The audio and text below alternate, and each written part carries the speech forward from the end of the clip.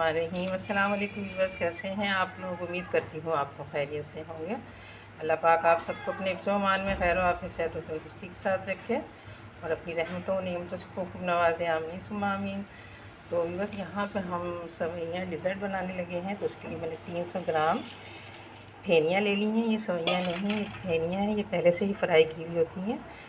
तो इसमें half cup जो है हम पिसी हुई चीनी और 2 से 3 खाने के चम्मच जो है ये मिल्क पाउडर है।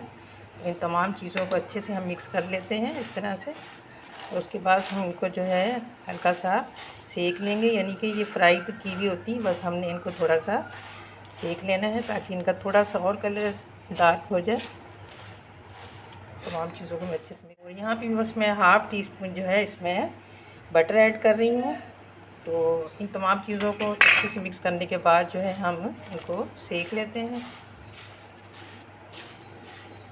तो यहाँ पे बस आप देख सकते हैं, इसे मैंने बिल्कुल लो फ्लेम पे भून लिया है और देख सकते हैं इसका जो है कलर चेंज हो गया है। तो बस हम इसे इतना ही भूनेंगे। तो अब मैं सवैयों को उतार लेती हूँ। बस एक बार फिर मैंने पैन को चूल्हे पर रख लिया है और इसमें 2 कप दूध, पहले से उबला हुआ दूध है और साथ में ही मलाई भी शामिल कर रही हूँ। और दूध को जो है हम बॉयल दिलवा लेते हैं। तो यहाँ भी बस हमारे दूध को बॉयल आ चुका था और बॉयल आने के बाद ही मैंने इसे 1 से 2 मिनट पकने दिया ताकि ये गाढ़ा हो जाए। और यहाँ पे मैं 2 सब्ज़ी इलायची शामिल कर दूँगी। और यहाँ पे मैंने हाफ़ कप दूध में 2 चम्मच कॉर्नफ्लोर के ऐड किए थे, तो ये इसमें शामिल कर देंगे। और अब इसको हम दूध को हिला देते हैं ताकि जो कॉर्नफ्लोर है वो नीचे ना बैठे। उसके बाद यहाँ पे इसमें हाफ़ कप जो है हम चीनी ऐड करेंगे। हाफ़ कप चीनी मैंने ली थी, उसमें कुछ मैंने उस वक्त फेनियों में ऐड की थी और कुछ मैंने अभी ऐड की है।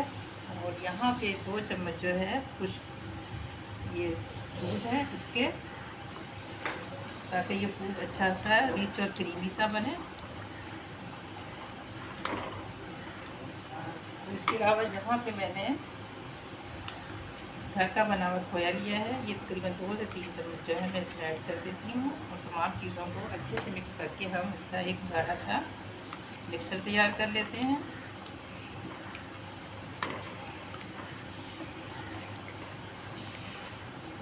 इसको पका लेते हैं अच्छा सा गाढ़ा होने तक। यहाँ पे बस मैंने एक टिन लिया है, इसमें हमने जो फेनियाँ की हैं इस तरह से इसको नीचे इसकी एक तह बिछा लेंगे। यहाँ पे किसी गिलास या किसी कटोरी की मदद से इसको दबा दें अच्छे से।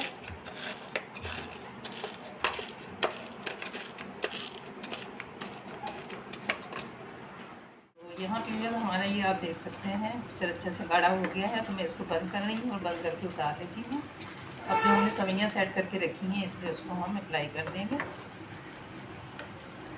और यहाँ पे हमने जो सवैयाँ सेट करके रखी हैं उसके इसको अच्छे से फैला देंगे। हाँ बस मैंने तमाम जो बनाया था हमने रबड़ी उसके ऊपर डाल दी है। अब ये जो बची हुई सवैयाँ हैं इसको इस तरह से हम डेकोरेट कर लेते हैं।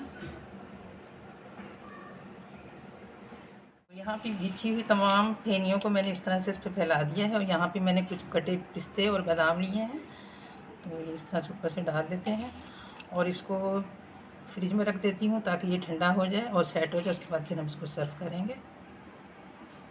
यहाँ पे बस मैंने इसे 1 से 1.5 घंटे के लिए फ्रिज में रख दिया था। तो आप देख सकते हैं ये अच्छे से सेट हो चुका है हमारा डेज़र्ट। इसको अब हम सर्व कर लेते हैं।